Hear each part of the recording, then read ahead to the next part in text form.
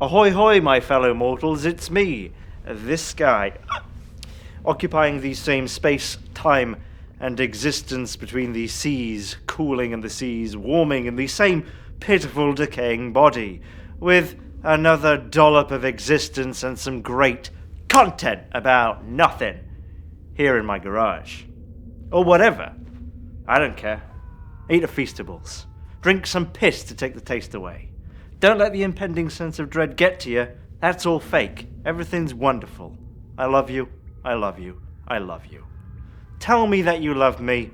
Set your hair on fire. I close my eyes.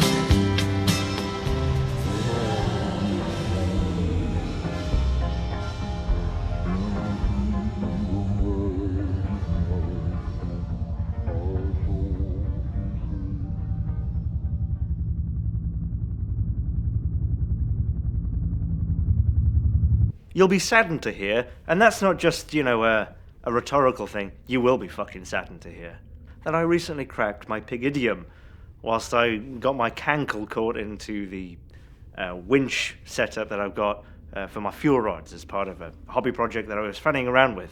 The pain of it all.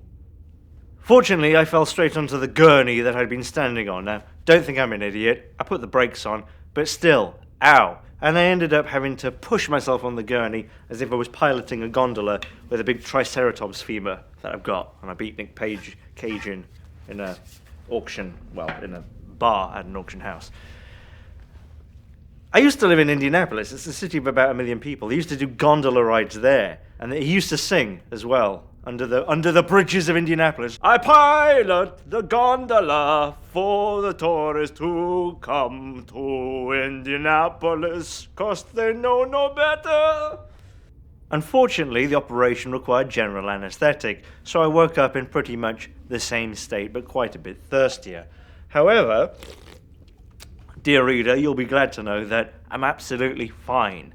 The Libyans that I'd borrowed said gurney from came around with a quiche, and it sorted me right the fuck out. Woo! I fucking love sand. It gets everywhere. That's why it's so good. So while I was on said gurney, not operating on myself while unconscious, which I blame myself for, not this self, my other self, I was thinking about hell. Something to do, isn't it? Many different religions, cultures, and wackadoos have different ideas of what hell might actually be, and the rules that it might operate by. Metaphorical or physical, hot or cold, very big or very small, or, in my case, just right. Is hell only for the very naughty, or for everyone, just for different lengths of time? Not only does it scintillate the mediocre imagination that I gladly squander, pointy sticks up the arse, or seasickness in bed, but it also raises questions about the creator or creators of said hell. Can such a place exist if there is a benevolent, omnipotent God? Because, and I'm aware that this is somewhat sacrilegious, that ain't a very nice thing to make, hell, is it? If there's a pantheon of gods, who's in charge of that? Why hasn't one of them, or a coalition of them, seized the means of determining where we go after death? It could be very lucrative. But it will also slip through your fingers, like a greased cat. The cat just came out of the cabinet and looked really guilty. Like she went, and then walked off to the other side of the room as well. I'm expecting there's another dead cat in there, a cat who owed her money. How does Walmart keep all the prices down? It must be something unethical. No, not at all, it's just the dead who work there. The dead, they don't need paying, they're forever, they don't need to eat or anything, they're dead. Fantastic. If a baby was growing up to be Cyber Hitler in the year 2281, but it accidentally got dropped out of the window of a Zeppelin onto a floor made out of wood chippers, and never grew up to be Cyber Hitler in the year 2281, would that baby go to hell? If so, would it be in hell as a baby, crawling around, not knowing what was happening to it, and presumably thinking all the pitchforks and tar pits are normal? Or would it be given a fully grown body and experienced mind, so that it could properly endure all the torture? Would it too come to the critical questions? Is there no Wi-Fi beyond the lobby, or is it just really, really slow? Would adult Cyber Hitler that died as a baby be explicitly told, "You're here because this is what you would have done, because God knows all and decided it, and he's a right bastard"? Or would it be more like a time loop thing where it's like, actually this is what you did do, just, when the universe ran last time, and this time we're not taking any chances, straight to hell with you, Cyber Hitler baby? Because even then, we bring up the whole, Minority Report thing, that doesn't seem fair. Maybe this time, Cyber Hitler baby would go on to be, an operator of an ice cream parlour, or something, completely benign. I just like drawing Scooby and Scrappy-Doo in the coitus. And somehow he made a living from it. Good for him. And all while being called Cyber Hitler. What chance did the kid have? Frankly, I blame the parents. If you're gonna do that, you might as well call your kid, "Please stop me." Some people think babies don't go to hell, in which case that's a +1 for the hell restaurant experience. Although, being hell, maybe all the restaurants are carpeted and wallpapered with babies, and all the staff are babies working together in onesies, or actually not at all and just trying to crawl around a kitchen making your food whilst being a baby. And when they finally come out with your entree and they take the steam guard off, it's not duck à l'orange at all. It's a fucking baby.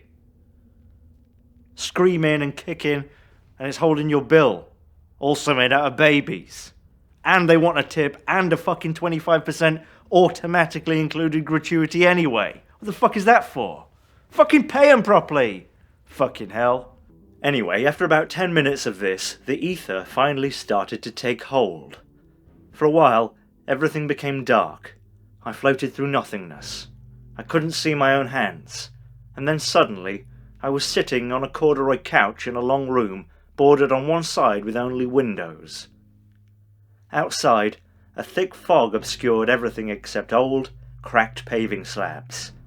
Inside, floors were tiled with white ceramic. Glass-topped reception counters lay beneath thick layers of dust. Wall-mounted television screens hung, some pulling their brackets out of the brick, silent and black.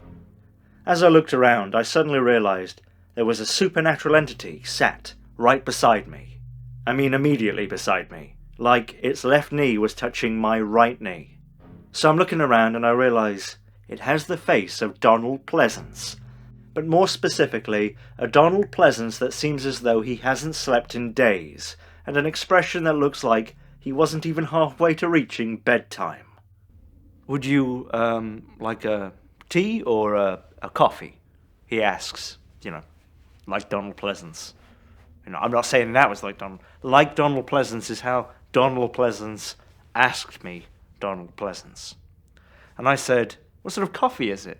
And he said, "Nescafe Gold." So we agree on tea, and he gets me to follow him and mumbles something about being right back, and before I know it, he's walked me into a room and he's disappeared. This room that I'm in is massive. To use a unit of measurement that anyone can understand, whether you be from Europe, or America, or even Canada, it's about 100 megadoritos in circumference. Walled with granite blocks more than half a gigacornetto tall, it's cylindrical with a dome roof, but it's so tall that the height is difficult to gauge. The floor is mostly stone, but about a sixth is open dirt, and the outer edge of the room is a circle of running water in a big, looping canal.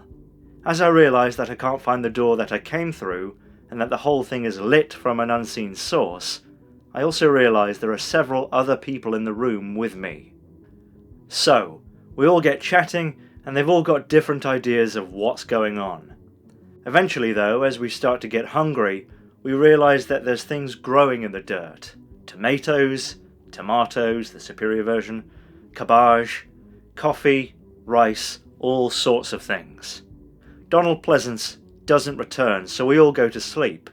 When we wake up, still no sign of him, and these people are getting seriously boring. They want to play charades and talk about their lives and shit like that. It's, in a vacuum it's fine. But once you get to my age, 3,000 years old, you've just met them already. And fucking hell. It's like I can see right through to the bone. Days go by. No one can find the door. We start dividing labour. Some people wash clothes in the water, some people pick branches from the growing bushes for cooking food with, some people cook the food, but all we've got is sticks. I'm in charge of counting people's fingers, to make sure they've all got the same amount as the night before. We start to wonder if this is the afterlife. But years go by, and people start to age. We try to dig through the walls, but there's just more wall. We make bowls and tools from stone and branches. Children are born. They grow up. And around this time I start thinking, Donald Pleasance has been a long time, hasn't he? Also around this time, I start to notice that everyone is aging, but I'm not, or not anywhere near as much as everyone else. After years, people start to notice that in the middle of the domed ceiling is a black square. They become convinced that this is an aperture in the ceiling and the only way out.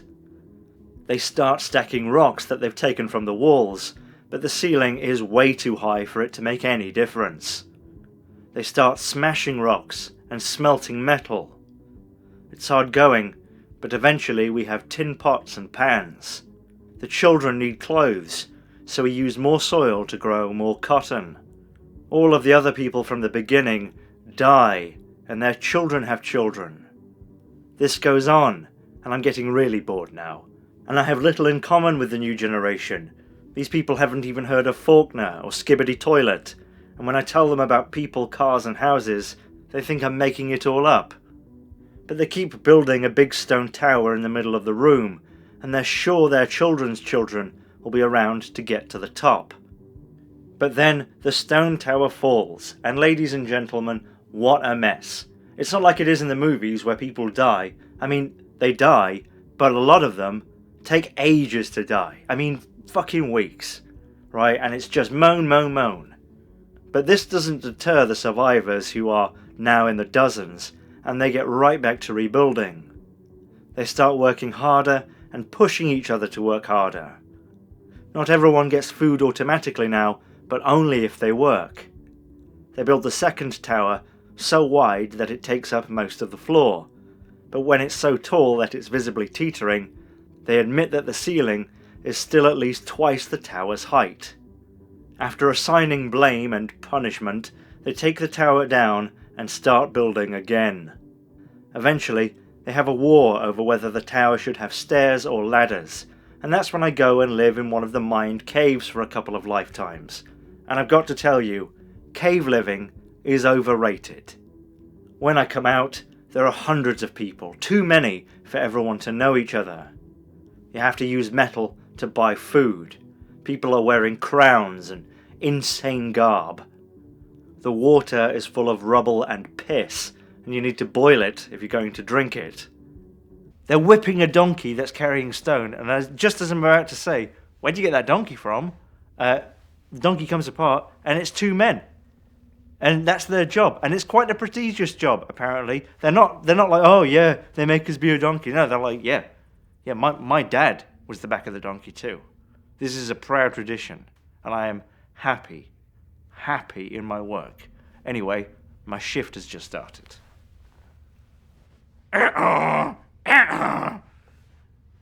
It's really good. Like, they've put a lot of work into it. Like, they didn't have to make that tail. That has no practical use. But it looks like a donkey. But they're all just as determined to build this tower to the ceiling. They're smelting more metal and making machines to shape and bend the metal to make a stronger tower. Generations go by. No one talks to me anymore, or even seems to see that I'm there. There are so many people now that even with constant cultivation, the soil can barely keep up. There are loads of crazy ideas as to how we got here. No one even knows who Donald Pleasance is. Then, as I'm starting to get old, as the air becomes constantly full of choking smoke and stone dust, they finally reach the top, and the towernauts who bravely reach their hands up to the aperture strain their fingers to touch the void. But it isn't a void. It's just roof, painted black. And then Donald Pleasance comes back in, through the door that's always been there, we just couldn't see it, with a tray of piping hot tea in his hands, and he says he's sorry, but unfortunately I didn't get the job. But there may be an opening for me next millennium. And that's it. You know, I mean, he was nice about it. It's always disappointing, isn't it, to go to an interview and not get the job. But at the same time, you're like, yeah, you know, I've made a connection, you know, human connection. Like when he's on his deathbed, probably he won't be thinking about people he's interviewed in the past. Probably will be thinking about, you know, that affair he had that no one knows about. Things like that. But then maybe, you know, just as he's dying, maybe he'll be like, oh, I should have hired George. And he's fucking right. And I hope he remembers that scum. I'm fine with it, though. That's when I felt people throwing sand at me and talking loudly in Sulamatian. And, whew, I came right to, you know, the grains. Oh, the grains. Oh, that's not water eroded sand. That's bloody desert sand, I thought to myself. And then I woke up to the smell of a quiche. And everything was fine. And I thought you would want to know about this. You know, so... there you go. Do as you wish with this information. If you know what I mean.